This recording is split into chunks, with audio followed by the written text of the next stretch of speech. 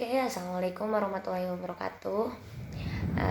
Kembali lagi bersama saya, Fielia Aprilia dari kelas 2A, NPM 192191001. Di sini saya akan sedikit memaparkan materi dari salah satu mata kuliah saya, yaitu teori belajar mengajar motorik. Nah, yaitu tentang hakikat belajar gerak. Belajar gerak itu tidak terlepas dari belajar pada umumnya. Belajar gerak atau olahraga merupakan bagian dari belajar yang melibatkan emosi atau perasaan, juga aktivitas fisik.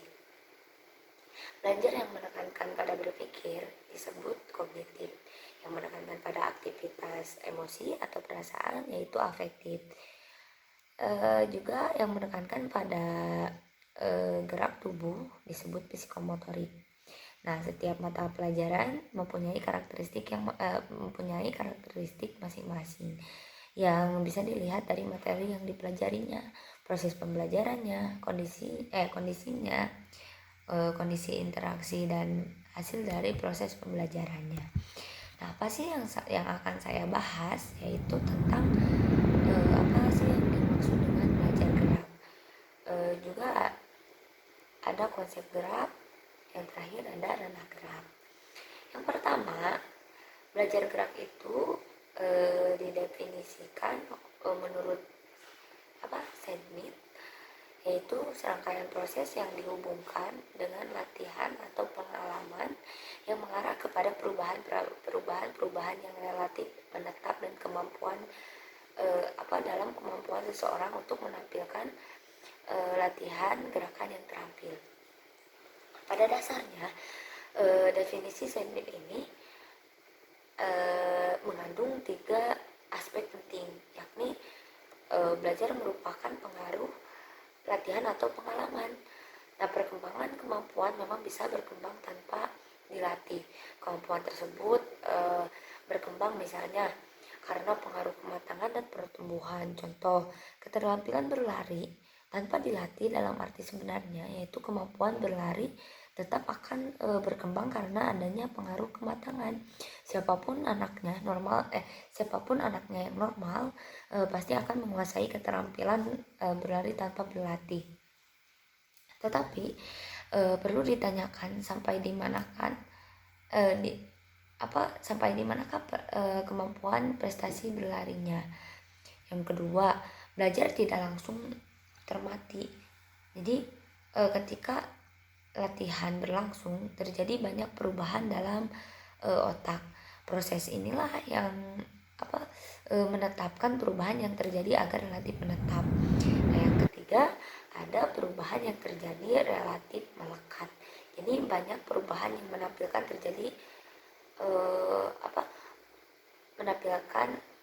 perubahan dalam penampilan terjadi. Oleh karena itu, yang sifatnya bahwa sementara, misalnya oleh kelelahan obat-obatan atau kondisi lingkungan. Nah, perubahan dalam diri individu yang bersifat sementara ini diibaratkan sebagai air, di mana air akan mendidih jika dipanaskan, sehingga bentuknya berubah pada saat itu. Jadi bentuknya berubah pada saat itu juga. Nah, tetapi latihan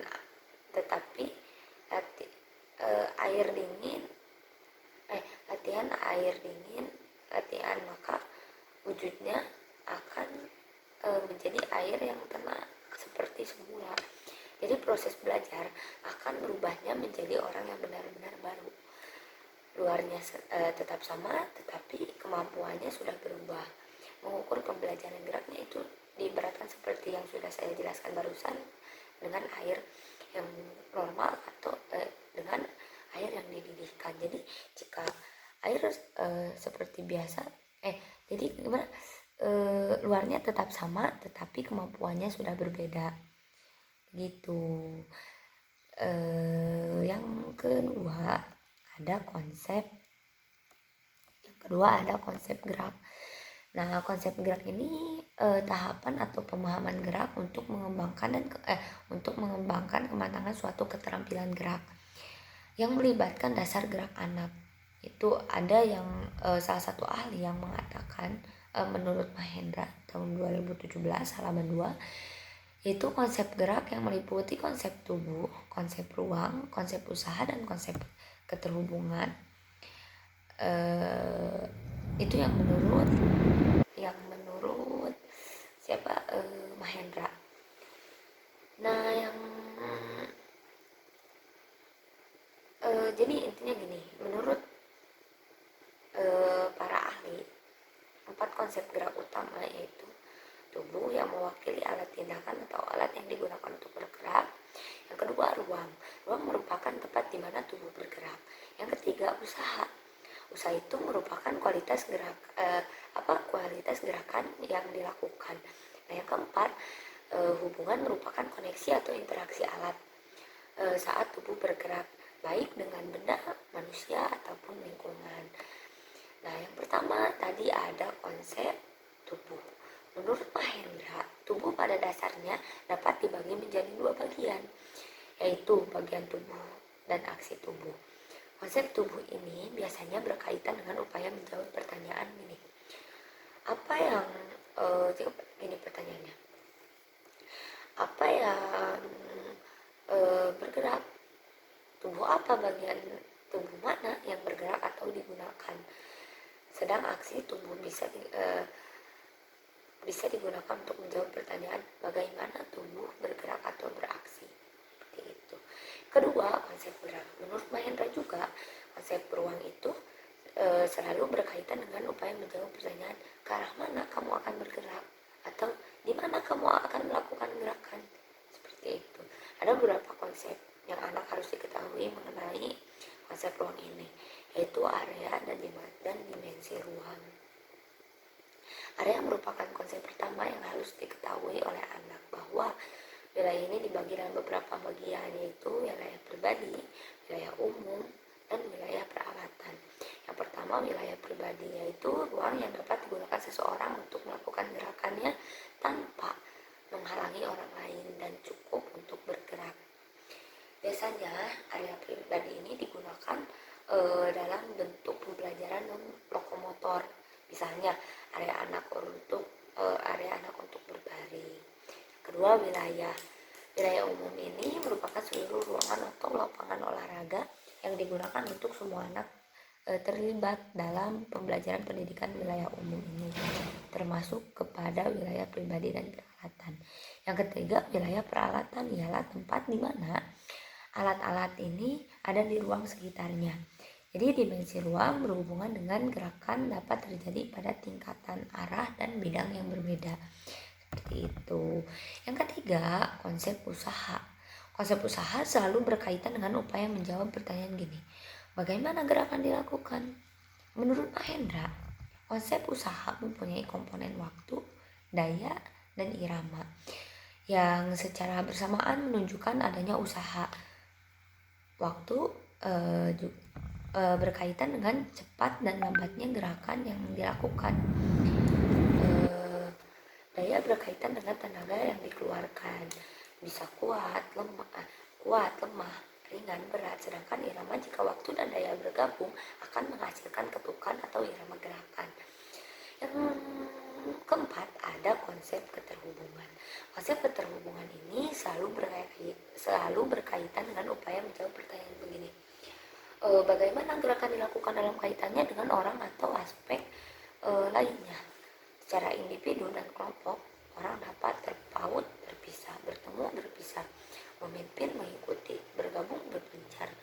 Seperti itu. Nah, langsung saja yang terakhir, materi tentang ranah gerak. Nah, dalam ranah gerak ini terdapat beberapa macam diantaranya. Yang pertama, ada ranah kognitif. Ranah kognitif ini merupakan ranah yang mencakup berbagai kegiatan mental atau otak. Jadi semua yang menyangkut aktivitas otak adalah termasuk dalam ranah kognitif. Ranah kognitif memiliki 6 jenjang atau aspek, yaitu 1. Pengetahuan atau hafalan atau ingatan atau knowledge. Yang kedua, pemahaman. Yang ketiga, penerapan. Keempat, analisis. Selanjutnya, sintetis. Yang terakhir ada penilaian atau penghargaan, atau juga bisa disebut evaluasi. Nah, tujuan aspek kognitif ini berorientasi pada kemampuan berpikir yang mencakup kemampuan intelektual yang lebih sederhana, yaitu mengingat sampai pada kemampuan memecahkan masalah, yang menuntut siswa untuk menghubungkan dan menggabungkan beberapa ide, gagasan, metode atau prosedur yang dipelajari untuk memecahkan masalah tersebut. Nah, dengan demikian aspek kognitif adalah subtaksominya yang mengungkapkan tentang kegiatan mental yang sering berawal dari tingkat pengetahuan sampai ke tingkat yang paling tinggi, yaitu evaluasi. Nah, yang kedua, ranah afektif. Ranah afektif ini merupakan ranah yang berkaitan dengan sikap dan nilai yang berbeda-beda. Ranah afektif mencakup watak perilaku yang perasaan, minat, sikap, emosi, dan nilai masing-masing. Nah, beberapa pakar mengatakan bahwa sikap seseorang dapat akan diramalkan perubahannya bila seseorang telah memiliki kekuasaan kognitif tingkat tinggi. Nah, ciri-ciri hasil belajar afektif akan tampak pada peserta didik dalam berbagai tingkah laku. Ranah afektif menjadi lebih rinci lagi ke dalam 5 jenjang, yaitu yang pertama ada receiving atau menerima atau memperhatikan. Yang kedua ada respon atau menanggapi. Jadi mengandung arti adanya partisipasi yang aktif antara peserta didik dan pendidik. Yang ketiga ada valuing atau menilai, juga bisa disebut juga menghargai. Dan selanjutnya ada organisasi, yaitu bisa mengatur atau mengorganisasikan. Nah, yang terakhir ada karakterisasi dengan suatu nilai atau kompleks nilai. Nah, yang terakhir ada ranah psikomotor. Jadi ranah psikomotorik ini merupakan ranah yang erat berkaitan dengan keterampilan atau skill. Jadi kemampuan bertindak setelah seseorang menerima pengalaman belajar tertentu yang telah mereka tekuni. Jadi hasil belajar psikomotor ini sebenarnya merupakan kelanjutan dari hasil belajar kognitif, yaitu memahami sesuatu.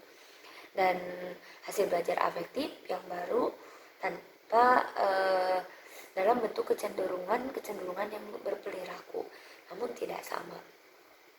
Dan psikomotorik ini berhubungan dengan aktivitas fisik, misalnya lari, melompat, melukis, menari, memukul, masih banyak yang lainnya. Dari hasil belajar keterampilan atau psikomotor. Psikomotor ini dapat diukur melalui pengamatan langsung dan penilaian tingkah laku peserta didik selama proses belajar atau belajar praktek berlangsung. Juga sesudah mengikuti pembelajaran, yaitu dengan jalan memberikan tes kepada peserta didik untuk mengukur pengetahuan, keterampilan, dan sikap. Nah, terakhir beberapa waktu sesudah pembelajaran selesai dan kelak dalam lingkungan kerjanya. Nah, itu itu materi yang bisa saya sampaikan. Mohon maaf bila ada kesalahan ataupun kekurangan. Terima kasih. Wassalamualaikum warahmatullahi wabarakatuh.